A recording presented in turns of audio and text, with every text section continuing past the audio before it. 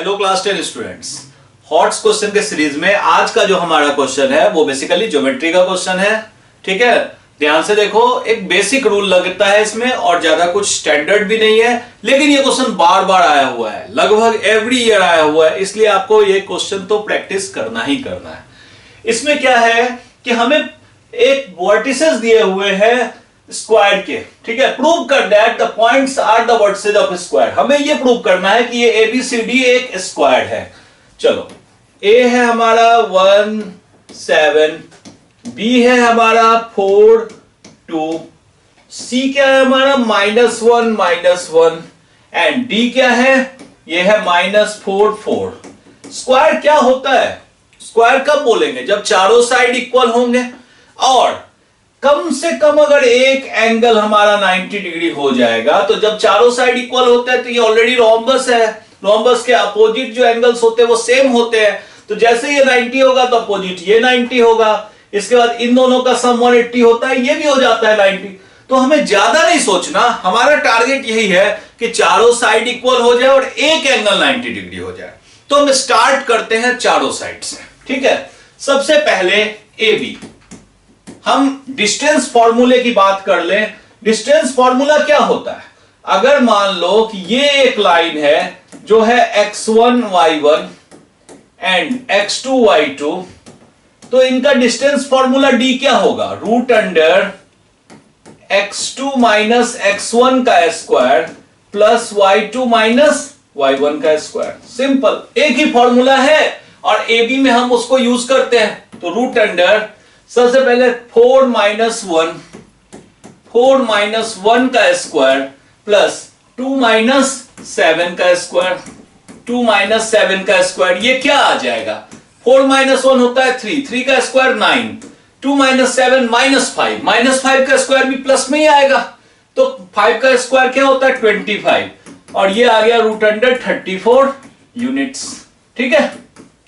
इसके बाद हम बीसी की बात करते हैं। बीसी क्या है? बी से सी -1 एंड 4 का डिफरेंस, -1 एंड 4 का डिफरेंस, ठीक है, का स्क्वायर प्लस इधर है -1 और 2, तो -1 -2 का स्क्वायर। ये भी आपका क्या आ जाएगा?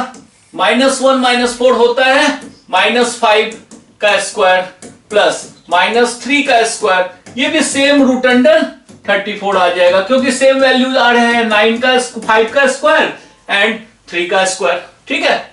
इसी तरह से सी ए को देखेंगे आप। सी ए में क्या आ रहा है? देखो, सी से A B B C C D, sorry यहां पे होगा सी डी।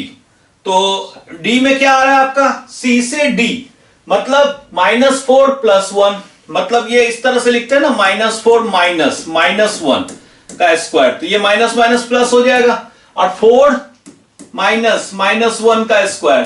अगेन आप देख रहे हो ये सेम डाटा है, ये -4 + 1 आएगा तो अगेन -3 का स्क्वायर और ये आ जाएगा माइनस माइनस प्लस, तो 4 + 1 मतलब 5 का स्क्वायर। तो अगेन ये आ जाएगा रूट अंडर 34 यूनिट्स, ठीक है। अब इसके बाद बचता है डी ए। चलो डी ए को भी कैलकुलेट कर ही लो आप। डी ए में 1 - 4, 1 - 4 का स्क्वायर प्लस 7 - 4, तो 7 - 4 का स्क्वायर, ये भी आपका आ जाएगा रूट अंडर 34 यूनिट्स। अब आपका टारगेट यहां तक तो हो गया, अब लाना है 90 डिग्री। उसके लिए क्या करो? एक डायगोनल मैच कर दो। डायगोनल मैच करने का मतलब कि अब हम ये दिखा देंगे कि ट्रायंगल एडीसी जो है हमारा, ये बेसिकली एक राइट एंगल ट्रायंगल है। अगर ट्रायंगल बीडीसी एक राइट एंगल ट्रायंगल है तो हमारा काम हो जाएगा। तो एक काम करते हैं, एसी फाइंड करते हैं, मतलब length of diagonal AC find करते हैं। तो -1 -1 का स्क्वायर प्लस -1 - 7 का स्क्वायर कितना आ जाएगा? ये है -1 -1, तो -2 का स्क्वायर होता है 4, ये है -1 - 7 तो -8, 8 का स्क्वायर होता है 64, तो ये आ जाएगा आपका 68, रूट अंडर 68, ठीक है।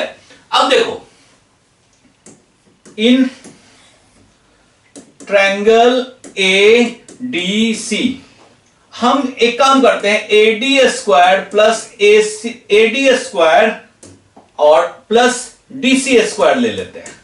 तो AD स्क्वायर कितना है, √34 का स्क्वायर प्लस √34 का स्क्वायर।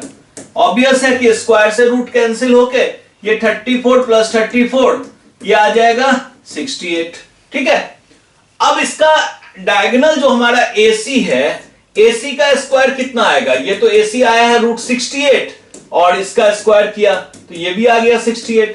तो अब क्लियरली आप देख रहे हो ना कि AB स्क्वायर यहां पे आ रहा है आपके पास, AD square plus DC square equals AC square which is 68। So triangle ADC is right angled, क्योंकि ये तो पाइथागोरस थ्योरम को सेटिस्फाई कर रहा है ना कि दो साइड्स का स्क्वायर जो है उसका सम थर्ड साइड के स्क्वायर के इक्वल है। तो ये तो पाइथागोरस थ्योरम को सेटिस्फाई कर रहा है, मतलब triangle ADC is right angled at D। So ABCD is a square. Square के लिए हमें चारों साइड्स इक्वल दिखाने हैं और एक एंगल 90 डिग्री। अगर ये कहते हैं कि जस्ट प्रूव करो इट इज अ रोम्बस, चारों साइड्स रोम्बस के हैं, तो ओनली चारों साइड इक्वल दिखाना था, दैट्स इट, बाकी कुछ नहीं। इसी तरह से पैरेललोग्राम में क्या होता है, अपोजिट साइड इक्वल होने चाहिए और कोई एक एंगल 90 डिग्री। इसी तरह से अगर आपको अब पैरेललोग्राम में क्या होता है, opposite sides equal, that's it. Rectangle में क्या होता है, अपोजिट साइड्स इक्वल और एक एंगल 90 डिग्री। क्लियर है?